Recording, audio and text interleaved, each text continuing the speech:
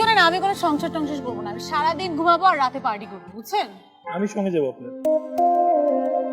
আমি আমার ছেলের ফ্রেন্ডদের সঙ্গে পার্টি করবো। আমি মেয়ে ফ্রেন্ডদের সঙ্গে নিয়ে যাবো।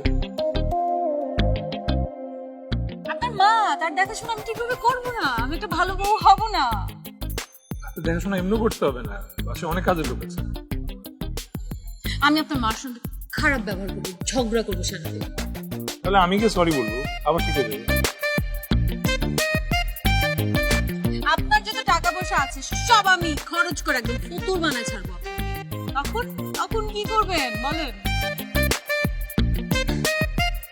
যার হবু বউ হতে যাচ্ছেন আপনি, তার ব্যাংক অ্যাকাউন্ট যদি এখনই ফাঁকা করে ফেলেন তাহলে পরে সংসার তো রাস্তায় করতে হবে। আই ওয়েট, বউ মানে কি? আর সংসার কিসের? এই একটা বার যদি এরকম বউ সংসার আপনি বলছেন না, আপনার একদম নাকটা আমি ঘুষি দিয়ে পাঠিয়ে দিব। জন্মদিনের দিন এত রাগ করতে হয়। আর আমি জানি চকলেটও আপনার সবচেয়ে ফেভারিট। এই ব্র্যান্ড আশা করি পছন্দ হবে। কে সে যে আমাকে নিয়ে আপনাকে সব ইনফরমেশন দিচ্ছে? কে সে? Who is he or she? সেটা তো ইম্পর্টেন্ট না, ইম্পর্টেন্ট হচ্ছে যে আপনার যেটা পছন্দ সেটাকে আমি আপনার কাছ পর্যন্ত আনতে পারছি।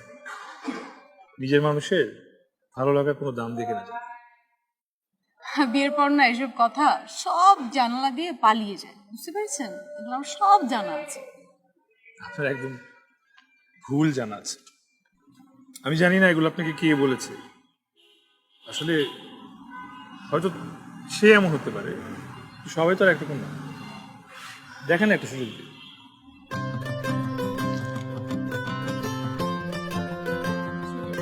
বিয়ে করবেন না? বিয়ের স্বাদ একদম মিটিয়ে দিব। অনেক কিছু কিনবো আজকে, যা যা লাগবে সব কিনবো, আর যা যা না লাগবে সেটাও কিনবো। হ্যাঁ, আর সব বিল আপনিই দিবেন। পকেটে টাকা পয়সা আছে তো? আর যদি না থাকে তাহলে তো সবার সামনে অপমানিত হতে হবে। আপনাকে আমি বোঝাবো বিয়ে কাকে বলে। Mission start from now. আচ্ছা, আমাকে যে এটা দিবেন, আমার না এই সব ভালো লাগছে। আপনি একটা কাজ করেন, পুরো দোকানটা নিয়ে নেন না, সমস্যা নেই।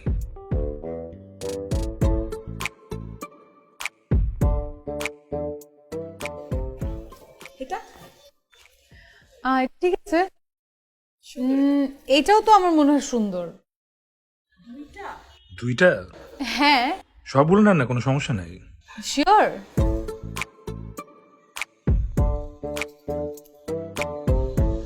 ভালো লাগবে।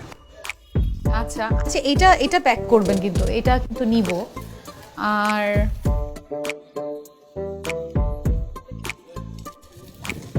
এটাও নিব। এইটা আর ওই দুইটাও? হ্যাঁ, ওই দুটাও এটাও। কেন, সমস্যা? না, প্রোগ্রাম তো অনেকগুলা, সবগুলাই নেন। আচ্ছা, এই তিনটে দিয়ে দিবেন। আর এটাও দেখি তো। হ্যালো, এক কাজ করেন না, ওগুলো নামায় নেন, একবারে দেখান। হ্যাঁ, ওখান থেকে ওটা আমরা কিন্তু দেখতে পারি। ওটা কিন্তু অনেক সুন্দর না আপু? ঠিক আছে, এটাও নিব। এতগুলো হ্যাঁ, সুন্দর সুন্দর, আপনাকে মানাবে।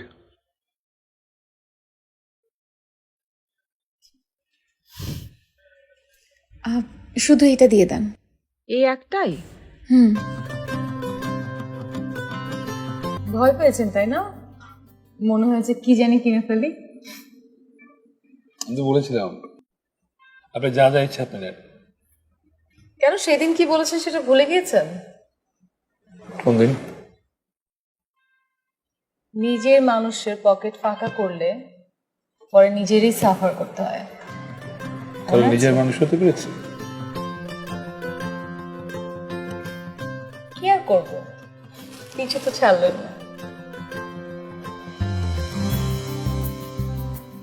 আপনি কি চাচ্ছেন পিছু ছেড়ে দিই? চাইলে তো আর এখানে বসে থাকতাম না।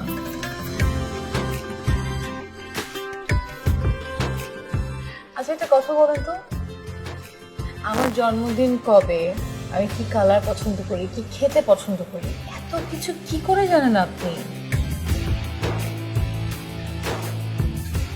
সেই দিন যখন কফি শেষ করে আপনি ওয়াশরুমে গেলেন, 1 মিনিটের মধ্যে আপনার বোনের কাছ থেকে সব জেনে নিয়েছি। অনেক ভেবেছেন আপনি আমাকে নিয়ে, তাই না? জানেন, আমার একটা ইচ্ছা ছিল যে আমার লাইফে এমন একজন মানুষ আসবে যে আমাকে নিয়ে অনেক ভাববে, অনেক কেয়ার করবে।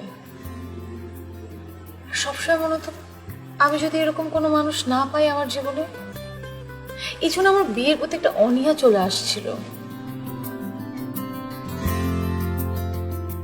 কিন্তু এখন মনে হচ্ছে যে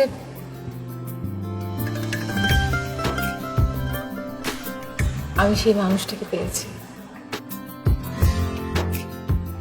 এই জন্য তো বলছিলাম, আপনি মনের মধ্যে যেই ধারণা বিয়েকে নিয়ে ধারণ করে আছেন, সেই ধারণা ভাঙার সুযোগটা আমাকে করে দিন।